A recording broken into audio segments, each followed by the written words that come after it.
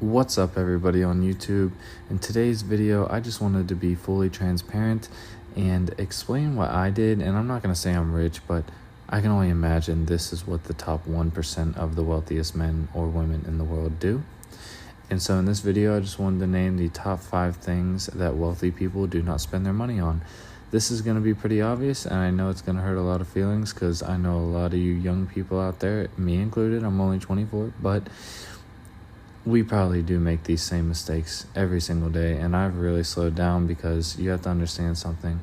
The main thing before I get into anything, if you don't have the money to buy it, simply don't buy it. Don't try to show off for other people.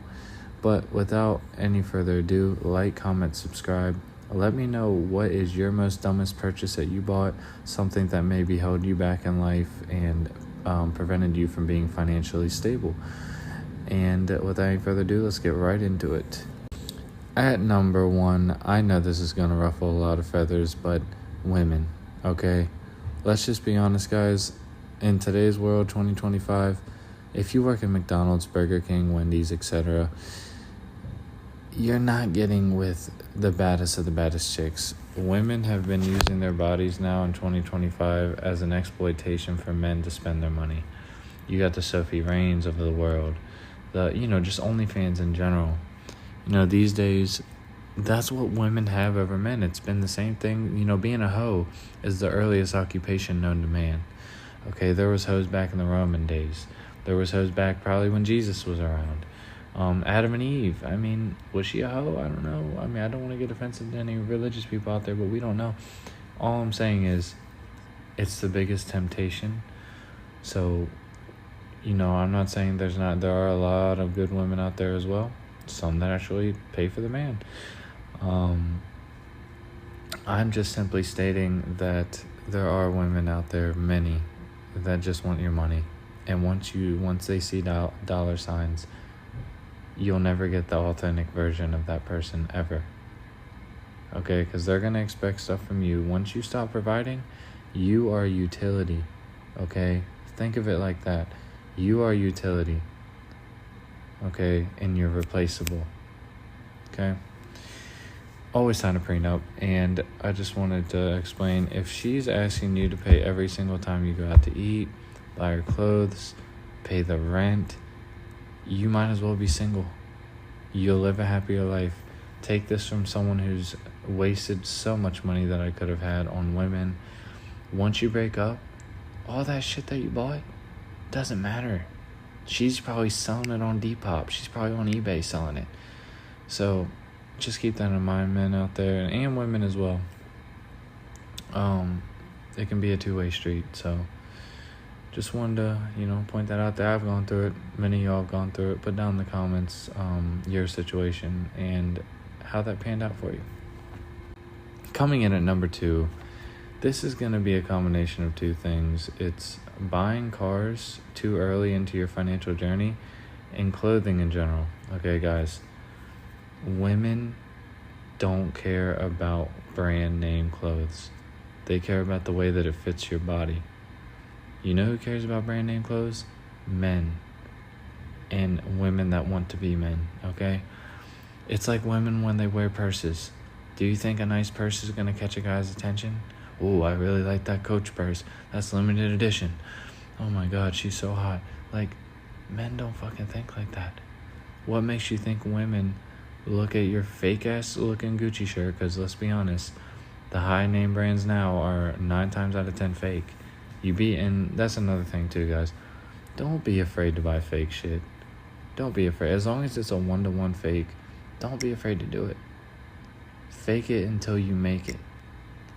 The best advice I ever got was live below your means. And that stands true to this day. Do not overspend when you don't have to. And clothing is the most depreciative asset on the planet. Nobody wants clothing once the tags are ripped off, number 1. And nobody wants clothing, especially once it's been worn more than 2 times. Same with shoes. They're all just like cars. Once you take them off the lot, you devalue them by probably half. Okay, shoes, as soon as you step outside of them, wear them for a day, you can't even get top dollar for those anymore. So with shoes, if you really wanted to make money, now not everyone's in it to make money, but I'm just saying, you can put your money to work and buy assets that work for you while you're sleeping, which is going to get us into number 3 here. Number 3, and I think one of the most important things I ever did in my life, is keep 20% of your money, invest 80% of your money, because money sitting in a checking account is devaluing every single day because of the rise of inflation. Okay? Keep this in mind. 20,000 in 1980 is probably about 5,000 now, equivalent to 5,000 now. Okay? So if you keep 80, 50, 30 even percent of your money, that money is doing nothing. Where you could have invested it, and now it's building because you build assets that go up with inflation. Recession proof. You buy real estate. Promise you in 20 years that house is going to be worth more than it is right now, and that's, backed by historical data. Invest 80% of your money. I know it hurts. I know you want to have all that beautiful looking money in your bank account and open it up and be like, oh my God, I got $100,000 in my bank.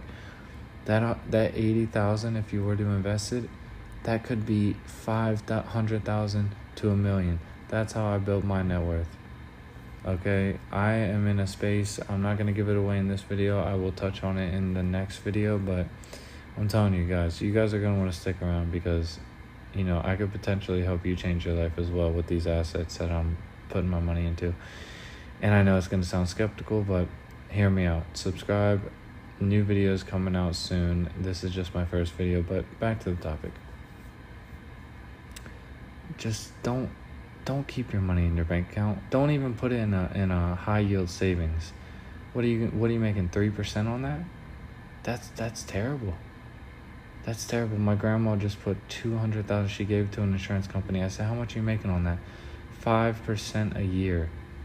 She's making $10,000 a year. I don't even think, maybe 5, one of those two. I think it's 10 though. But she's making $10,000 a year with $200,000.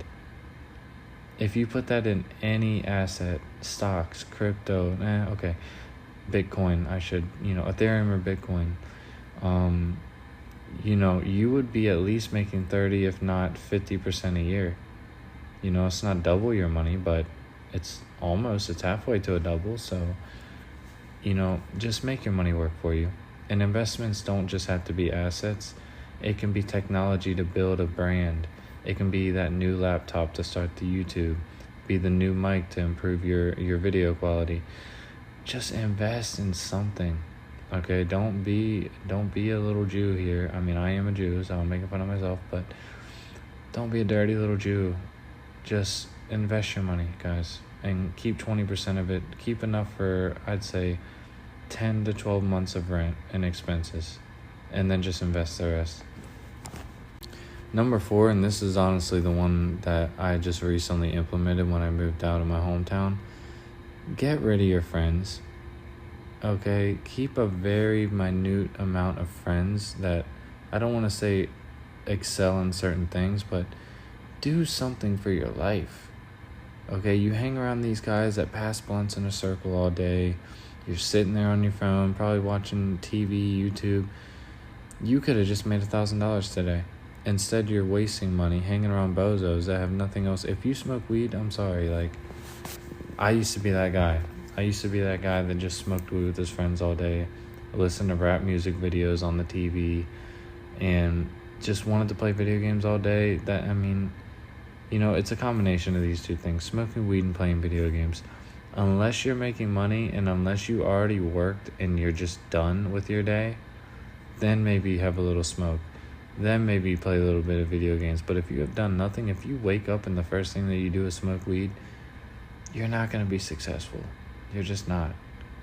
Unless you're like this hyper-productive person when you're high, which is probably not a majority of you.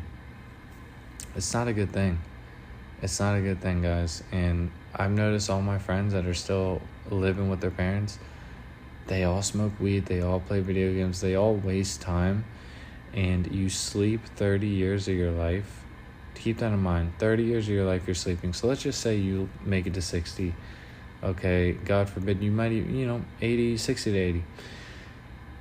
Okay, let's just say you make it to 60. You only live 30 years of that life. What, you're spending 10 years of it smoking weed and playing video games? I mean, guys, this is something that you just have to implement in your life sooner rather than later. And trust me, a year into it, you're going to have it. Everyone does withdrawals. You're going to have it. But once you get through that phase, you're going to be like, oh my God, I'm living my life. I'm not in this alternate reality where I'm just stuck, stagnant for a good chunk of your life. And you're doing nothing. You just want to hop on with your friends. Maybe you want to stay in your little friend group, and the only way that you guys get to hang out now is playing video games because you guys live in different areas. Like, that was my problem. I had a lot of friends in different areas, and I would just get on video games with them because we couldn't all physically be in the same room. Bad habit. You gotta learn when to cut shit off. You gotta learn when to say, okay, buckle up, because you're gonna be thanking yourself in 5 years. If you wait the longer amount of time, you're gonna have to wait to get that money. Okay, so the best time would have been to start sooner, right? Maybe 3 years ago. But the second best time to start is right now. So keep that in mind. And for the final thing that keeps people absolutely broke, and if not, negative, majorly in debt, you don't have to reinvent the wheel. Everyone who wants to come up with some new idea thinks they have to make this Einstein invention, this lightning in a bottle product or service or whatever the case is. You know what the most successful products and services are? Things that implement off of other pre-existing products and services. Okay, you think when light got invented, people were looking for... No, they were taking that light and figuring out ways to implement it, making the light bulb, making lamps, making sources of light, TVs, everything evolves over time. Okay, so if you think you're just going to come out and invent the next electric car, or, just come out with some product that no one's ever heard of and you're going to look like an Einstein type thing, let's just be honest. Elon Musk did not invent Tesla. He did not create a Tesla. He did not put the gears in order to make that car run. He had a team of people who did that. So nowadays, you can't do shit on your own. So what you need to do is figure out where your lane is, what you like to do. How do you implement on something that's already existing and make that better? That's what an invention is. How do you improve upon something that needs improvement, and what aspects of that are you trying to tackle? Where's your audience? Okay, don't come up with some crazy new product that serves no purpose. I saw one on Shark Tank. This guy had a bowl that you put ramen noodles in. It cooks the noodles perfectly. Bro, the ramen noodles already come in a fucking cup. Why do I need to put them into another cup just to get them to cook? I'm just trying to eat my noodles, bro. It's like, be creative. Don't overthink it.